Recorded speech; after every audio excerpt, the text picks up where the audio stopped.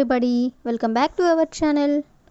ఈరోజు వీడియోలో మన డైలీ లైఫ్లో మనం ఎక్కువగా యూజ్ చేసే సెంటెన్సెస్ని ఇంగ్లీష్లో ఏ విధంగా చెప్పాలో ఈ వీడియోలో తెలుసుకుందాం.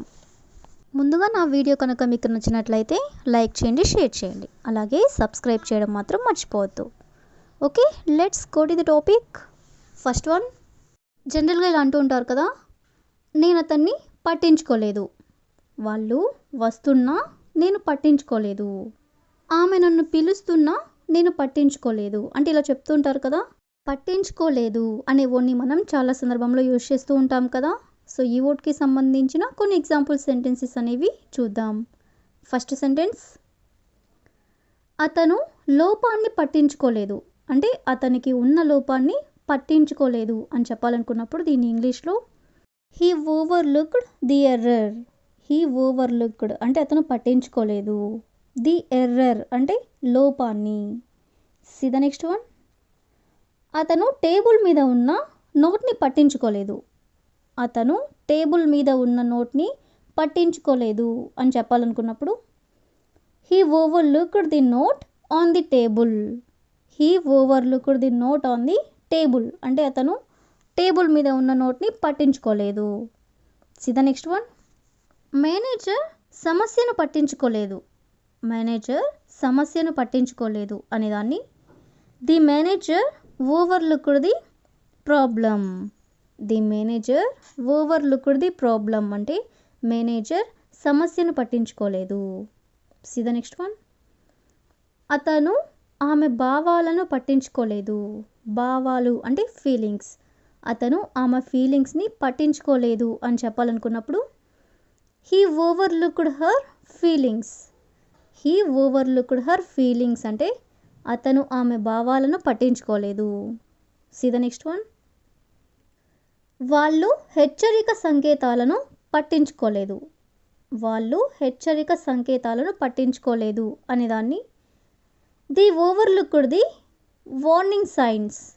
They overlooked the warning signs అంటే వాళ్ళు హెచ్చరిక సంకేతాలను పట్టించుకోలేదు. సి ద నెక్స్ట్ వన్, అతను ఆమె శ్రమను పట్టించుకోలేదు. అతను ఆమె శ్రమను పట్టించుకోలేదు అనేదాన్ని he overlooked her hard work.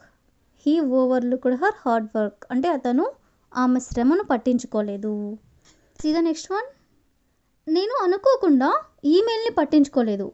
అనుకోకుండా నేను ఈమెయిల్ని పట్టించుకోలేదు అనేదాన్ని I accidentally overlooked the email. I accidentally అంటే నేను అనుకోకుండా, ఓవర్లుక్డ్ అంటే పట్టించుకోలేదు, ది ఈమెయిల్ అంటే ఈమెయిల్ని. సో ఈ విధంగా మనం పట్టించుకోలేదు అనే వర్డ్ని తీసుకొని దానికి సంబంధించిన కొన్ని ఎగ్జాంపుల్ సెంటెన్సెస్ అనేవి చూసాం కదా. నెక్స్ట్ వన్ చూడండి, మీ ఆలోచన అద్భుతమైనది. మీ ఆలోచన అద్భుతమైనది అనేదాన్ని your thinking is brilliant. Your thinking అంటే మీ ఆలోచన, ఈజ్ బ్రిలియంట్ అంటే అద్భుతమైనది. సి ద నెక్స్ట్ వన్, మీ ఆలోచన సృజనాత్మకమైనది. మీ ఆలోచన సృజనాత్మకమైనది అనేదాన్ని your thinking is creative. Your thinking is creative అంటే మీ ఆలోచన సృజనాత్మకమైనది. సి ద నెక్స్ట్ వన్, మీ ఆలోచన దృఢమైనది. మీ ఆలోచన దృఢమైనది అని చెప్పాలనుకున్నప్పుడు your thinking is solid. Your thinking is solid. Solid అంటే దృఢమైనది. సి ద నెక్స్ట్ వన్, మీ ఆలోచన స్పష్టమైనది. మీ ఆలోచన స్పష్టమైనది అనేదాన్ని your thinking is clear. Clear అంటే స్పష్టమైనది.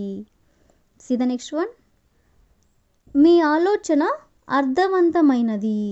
మీ ఆలోచన అర్థవంతమైనది అనేదాన్ని your thinking is meaningful. Your thinking is meaningful. Meaningful అంటే అర్థవంతమైనది. సి ద నెక్స్ట్ వన్, మీ ఆలోచన అసలైనది. మీ ఆలోచన అసలైనది అనేదాన్ని your thinking is original. Your thinking is original అంటే మీ ఆలోచన అసలైనది. సి ద లాస్ట్ వన్, మీ ఆలోచన కేంద్రీకృతమైనది. మీ ఆలోచన కేంద్రీకృతమైనది అనేదాన్ని your thinking is focused. Your thinking is focused అంటే మీ ఆలోచన కేంద్రీకృతమైనది. సో ఈ విధంగా మనం కొన్ని ఎగ్జాంపుల్స్ అనేవి చూసాం కదా. నెక్స్ట్ వన్ చూడండి. అతను ఎందుకు అలా ఉన్నాడో నాకు తెలియదు. వాళ్ళు ఎక్కడికి వెళ్తున్నారో నాకు తెలియదు.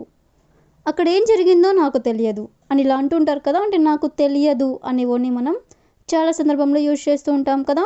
సో ఈ వర్డ్కి సంబంధించిన మరికొన్ని ఎగ్జాంపుల్ సెంటెన్సెస్ అనేవి చూద్దాం. ఫస్ట్ సెంటెన్స్, వాళ్ళు ఎందుకు గొడవ పడుతున్నారో నాకు తెలియదు. వాళ్ళు ఎందుకు గొడవ పడుతున్నారో నాకు తెలియదు అని చెప్పాలనుకున్నప్పుడు I don't know why they are fighting. I don't know అంటే నాకు తెలియదు.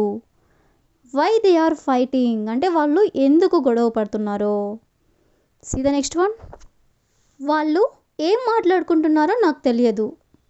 వాళ్ళు ఏం మాట్లాడుకుంటున్నారో నాకు తెలియదు అని చెప్పాలనుకున్నప్పుడు I don't know what they are talking about. I don't know అంటే నాకు తెలియదు. What they are talking about అంటే వాళ్ళు ఏం మాట్లాడుకుంటున్నారో. సీ ద నెక్స్ట్ వన్, అతను ఎందుకు అలా ఉన్నాడో నాకు తెలియదు. అతను ఎందుకు అలా ఉన్నాడో నాకు తెలియదు అనేదాన్ని I don't know why he is like that. I don't know అంటే నాకు తెలియదు.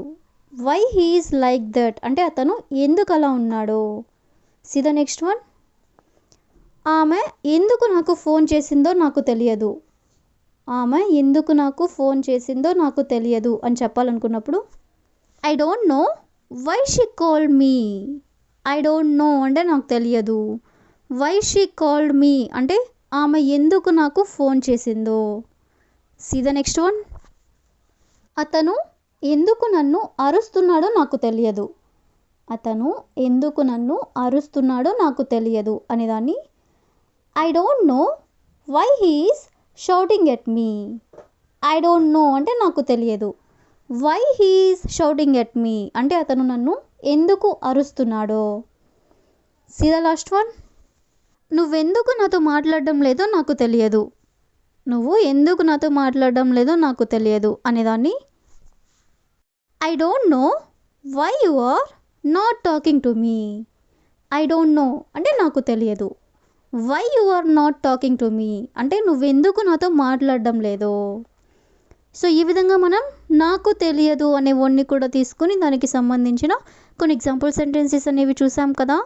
So that's all for today. I hope you all like this video. Thank you for watching.